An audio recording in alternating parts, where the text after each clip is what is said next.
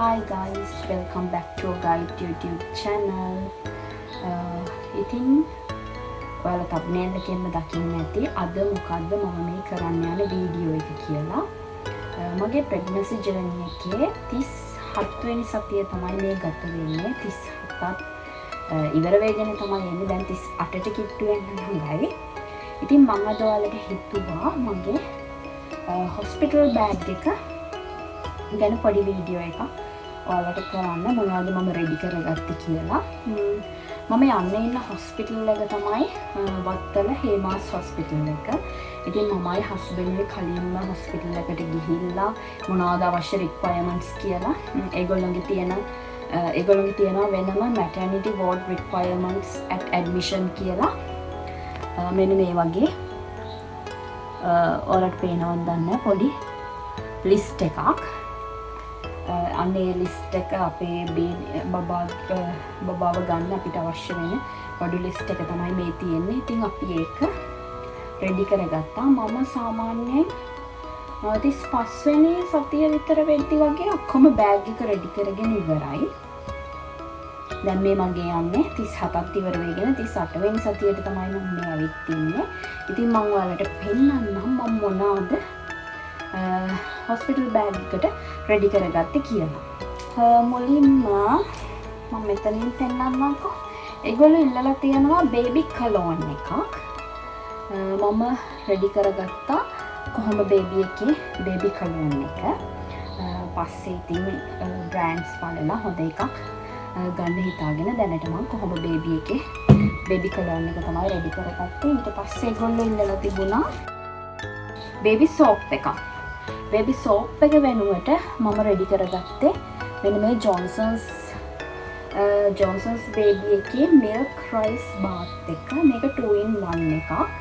එතකොට hair and body දෙකටම use කරන්න පුළුවන් wash එකක් විදියට, bath wash එකක් විදියට. ඉතින් ඒක තමයි මම ready කරගත්තේ. baby lotion එකක් මම කෝකටක් කියලා baby lotion එකක් ප්ලාස්ටික් කරගත්තා. මම දන්නේ මම අහලා තියෙනවා සාමාන්‍යයෙන් මාස 3ක් විතර යනකම් බබාලට ඉපදින ගමන් නිව්බෝර්න් බේබිලට මේ බේබි ලෝෂන් එහෙම යූස් කරන්නේ නැහැ කියලා. ඒත් මම කෝකටත් ඒකත් රෙඩි කරගත්තා. ඒකත් අර ජොන්සන්ස් බේබි එකේම මිල්ක් රයිස් බේබි ලෝෂන් එක තමයි මම රෙඩි කරගත්තේ. ඊට පස්සේ බලමු බෑග් එක ඇතුලේ මොනවද බබාට ඕන දේවල් කියලා. ඒගොල්ලෝ ඉල්ලලා තිබුණා මගේ හොස්පිටල් එකකින් ඉල්ලලා තිබුණා Macintosh එකක්. ඉතින් Macintosh එක විදියට මම මෙන්න මේක තමයි රෙඩි කරගත්තේ. මේක ටිකක් ලොකු එකක් XL size එකක්. මම එකයි ගත්තේ. තව ගෙදර යූස් කරන්න මම ළඟ තව එක්ස්ට්‍රා දෙකක් විතර මම අරන් තියාගත්තා කෝකටක් කියලා. මේ තියෙන්නේ මේ Macintosh එක හරිම soft මේක ඔක්කොම හොදලා තදවු වේලලා අයින් කරලා තමයි තියෙන්නේ.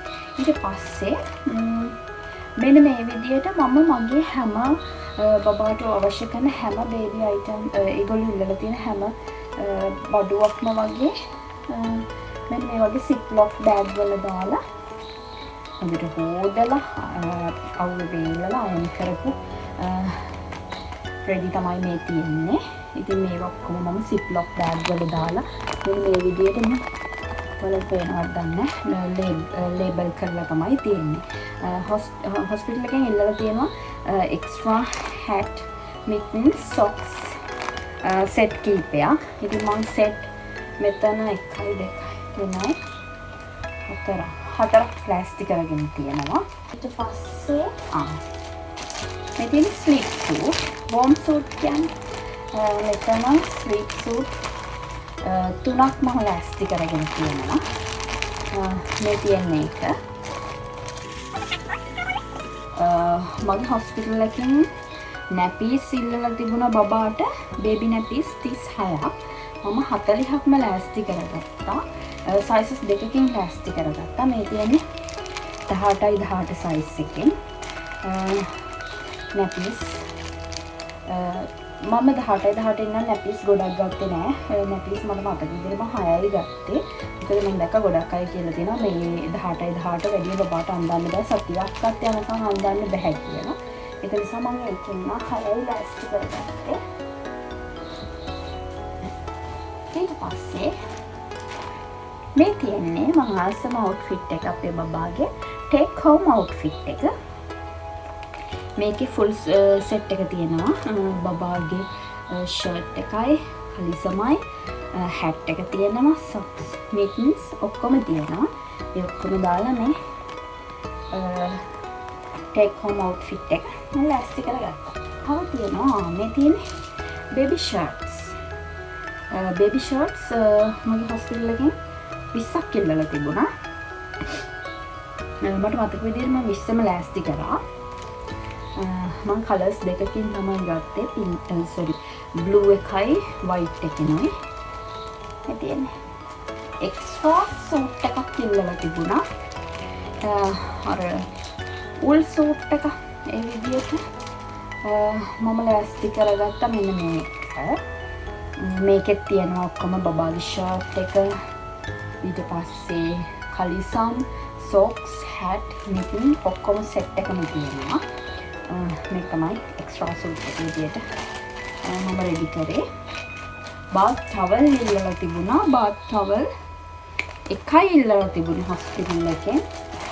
ඒත් මම නිකන් අනිත් හොස්පිටල් එක බලද්දී නිකන් මම හිතුවා එකක් මදි වෙයිද කියලා මම කොහොමද කියලා 4ක්ම රෙඩි කරගත්තා. මේ තියෙන්නේ බබාගේ බාත් ටවල් සෙට් එක.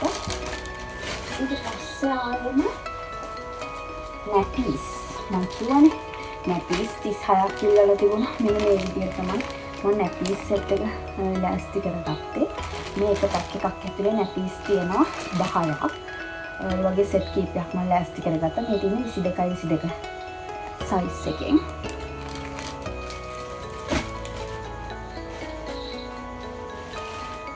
මේ තියෙන්නේ ඒ වගේම ලෑස්ති කරගන්නපු තව නැපිස් සෙට් එකක්. ඒකත් 22කින්.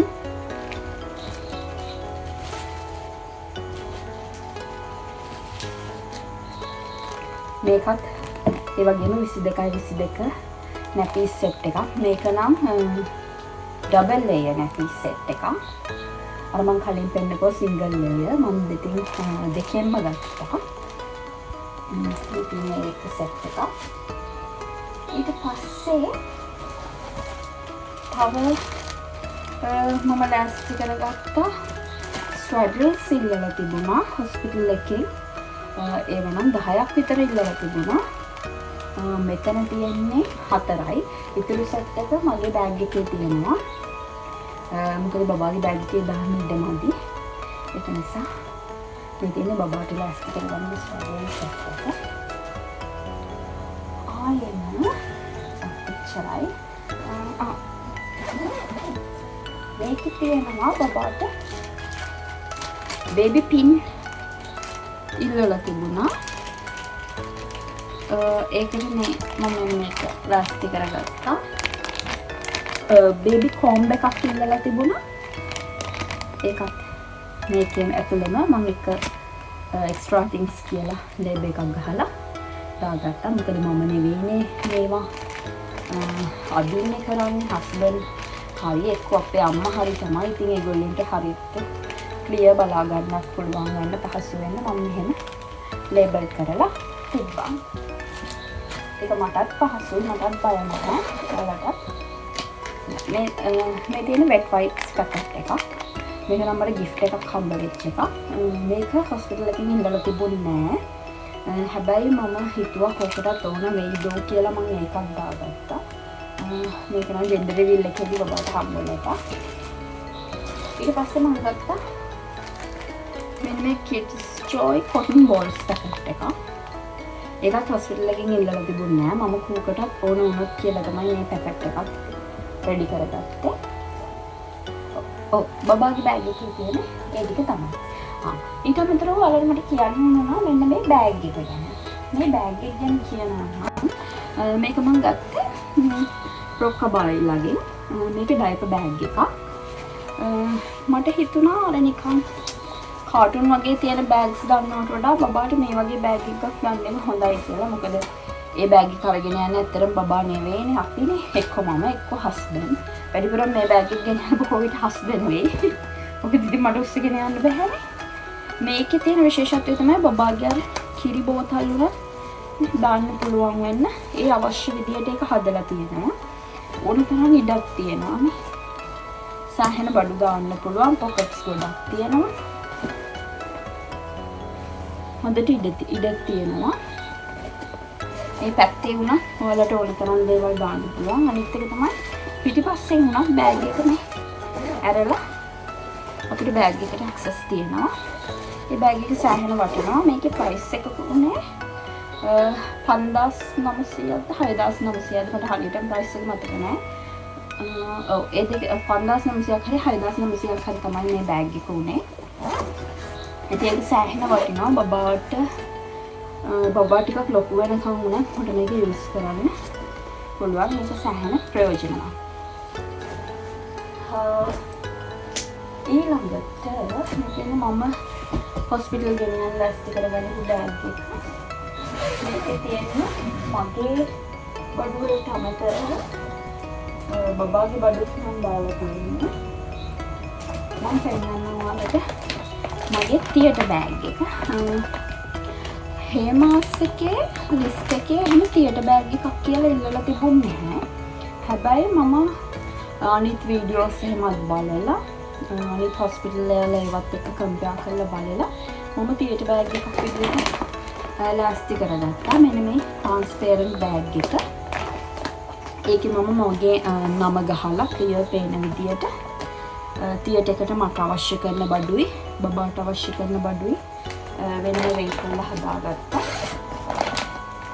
ඒකේ මුලින්ම මගේ බඩු ගැන කියනවා නම් මම සෝමන් කියලා මේ විදිහට වෙනම බෑග් එක හදාගත්තා. ඒකේ තියෙනවා මට අවශ්‍ය කරන මේ තියෙන්නේ බෙඩ් ජැකට් එක, ඊට පස්සේ චීත්තේ, ආයි මැටර්නිටි පැන්ට් එක, ඊට පස්සේ බ්‍රෙස්ට් පෑඩ් එකක් දාගත්තා, සෙන්ටර් පැඩ්ස් දෙකක් දාගත්තා. ඔව් ඒ සෙට් එක තමයි මට ලෑස්ති කරලා මම තියටර් බෑග් එකට රෙඩි කරේ. ඊට පස්සේ මෙන්න මේවා නම් ඉල්ලලා තිබුණේ නැහැ. මේවා මම ලෑස්ති කරගෙන ඉපුවා. සැනිටරි බෙල්ට් එකක්, ඊට පස්සේ මොකද්ද කෝඩ් ක්ලෑම්ප් එකක්. ඒකත් අවශ්‍ය වුණා කියලා මම තියටර් බෑග් එකට දාලා තියාගත්තා. තව බබා වෙනුවෙන් කියලා මම බෑග් දෙකක් ලෑස්ති කරා. එයාට නැප්පීස් 18යි 18න් එකක් දැම්මා. ඊට පස්සේ 22න් නැපි එකක් දැම්මා. බේබි ෂර්ට් එකක් දැම්මා. ෂර්ට් නම් කයි දැම්මේ. යාළ ඉල්ලලා තිබුණේ නැහැ නිසා මම මේ විදිහට ලෑස්ති කරා. දැන් මම හොස්පිටල් එකට ගිහිල්ලා තමයි ඉතින් බලන්නේ ඒගොල්ලෝ ඉන්න විදිහට ඒ අවශ්‍ය දේවල් ලෑස්ති කරලා දෙනවා. ඊට පස්සේ ෆස්ට් සූට් එක විදිහට මෙන්න මේ සූට් එක තමයි මම ලෑස්ති කරේ. ඒකට මම ඩයපර් එකකුත් දැම්මා කෝකටත් අවශ්‍ය වුණොත් කියලා. බේබි ෂර්ට් එකයි කලිසමයි සොක්ස් මිටන් හැට්ස් ඔක්කොම තියෙනවා ෆස්ට් සූට් එක විදිහට. එයාට අවශ්‍ය විදිහට. එතකොට මේ තියෙන්නේ මම ගනිපු මස්ලින් 6 layer blanket එක. ඩයපර් දුන්න ගමන් උණුසුමට තියන්නේ ඒ නිසා මම මෙන්න මේ 6 layer මස්ලින් blanket එකක් මේකට දාලා තිබ්බා. ඒක තමයි මගේ තියටර් බෑග් එකේ තියෙන්නේ. ඒක මේක මගේ බෑග් එකේ වල බබාගේ බඩුත් තියෙනවා. බබාගේ තාමම ඩයපර්ස් නිව්බෝර්න් ඩයපර්ස් ටිකක් දාගත්තා. කෝකටත් අවශ්‍ය වුණත් කියලා. මේවා හොස්පිටල් එකකින් ඇත්තම කියනවා නම් ඉල්ලලා තිබුණේ නැහැ. මම අවශ්‍ය වුණොත් කියලා ඒවත් රෙඩි කරගත්තා.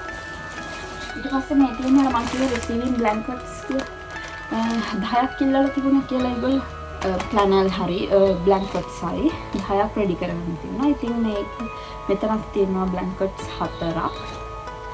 ඉතින් ඒකත් මේ විදිහට ඉතුරු ටික 6ක් අර බෑග් එකට දාගත්තා. බබාගේ බෑග් එකට 4ක් මගේ බෑග් එකට රෙඩි කරගත්තා. ඊළඟට මේ තියෙන්නේ මොනවද burp cloths. burp cloths නම් 3යි ගත්තේ. ඒ 3යි. ඊට පස්සේ මේ තියෙන wash cloths. wash cloth set එක. ඒ set එක මෙන්න මේ විදිහට මම වෙනම ලෑස්ති කරගත්තා. බබාට තව නැපි 36ක් නම් බබාගේ බෑග් එකට දාලා තිබ්බා. මගේ බෑග් එකට baby shirts උයි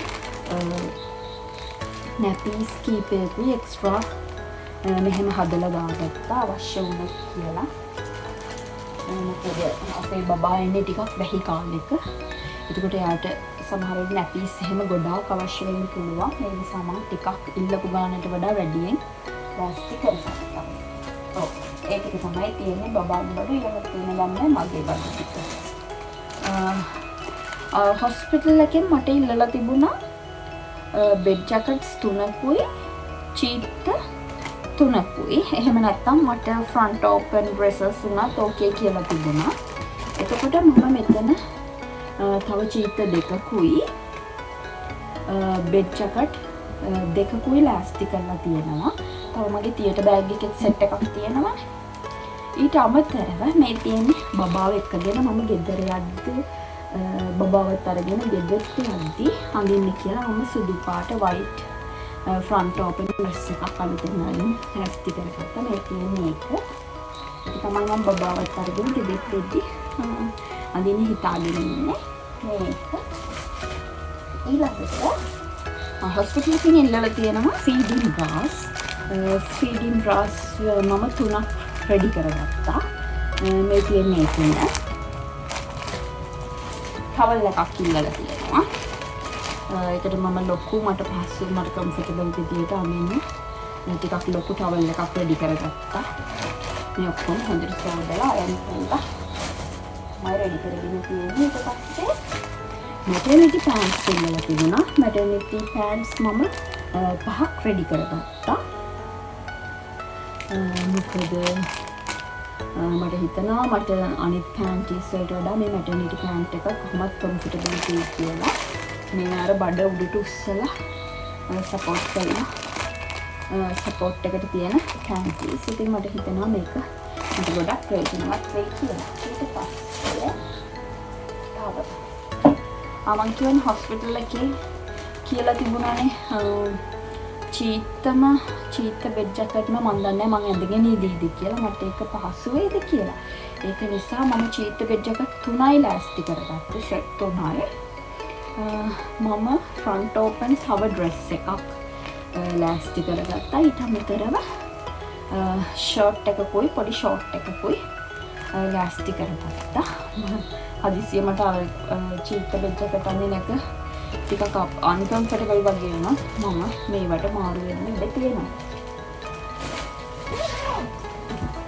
මම සොක්ස් දෙකක් කෝකටක් කියලා සොක්ස් දෙකක් මම අහලා තියෙනවා මේ තියටර් එක ඇතුළට ගියහම හරිම මේ සීතලයි කියලා. ඒක නිසා මම කෝකටක් සොක්ස් දෙකක් ලෑස්ති කරගත්තා.